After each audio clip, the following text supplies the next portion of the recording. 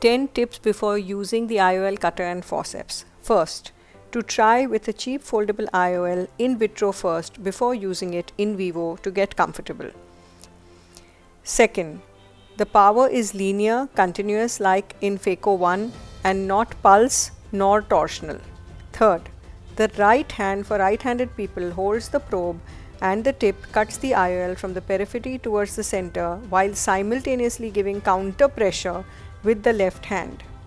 For in vivo, keep the cutting tip at the center of the AC where the space is maximum, as away from the endothelium as possible, and instead move the left hand with the forceps backwards towards the main incision, sort of as if feeding the IOL into the open jaws of the cutting tip.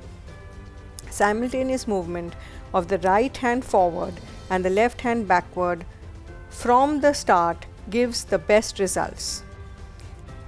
5. Can start with 50% power and go down up to 20% in steps of 10 to give maximum endothelial protection. Go with the least phaco power your machine cuts with.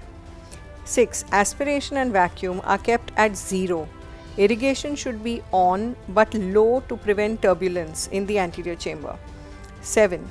In vivo chondroitin sulfate is a must to protect the endothelium, keeping the tip as posterior as possible. 8. To keep the sleeve pulled back as much as possible to prevent tearing. Release any twists in the sleeve. 9. The forceps are made of steel so as to be strong.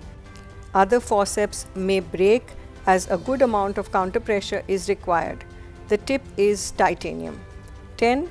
Cuts both hydrophilic, softer, and hydrophobic, harder IOLs. So the jaws don't open and close like a pair of scissors, but in fact, using the ultrasonic power, they just slice through the IOL. In industrial use also, this is a comparison between ordinary blade or scissor cutting versus ultrasonic blade cutting. The temperatures were tested at the tip, at the irrigation ports of a normal phaco tip and of the IOL cutting tip. In both, the temperatures were found to be same between 22 to 25 degrees Celsius. Get a good grip with your left hand holding the IOL very firmly and then slide the right hand forward, at the same time sliding the left hand backward. If you see the sleeve is intact, you have to pull the sleeve as behind as possible and release the twists and turns in the sleeve.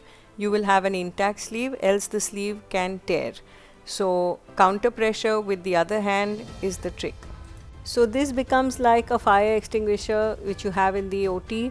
In case of emergency, it can be used. One can ETO the instrument and keep it aside, or one can have it autoclaved in their instrument box. I think all instrument boxes can have one IOL cutter. It's commercially available at iolcutter.in. Thank you so much for your patient listening.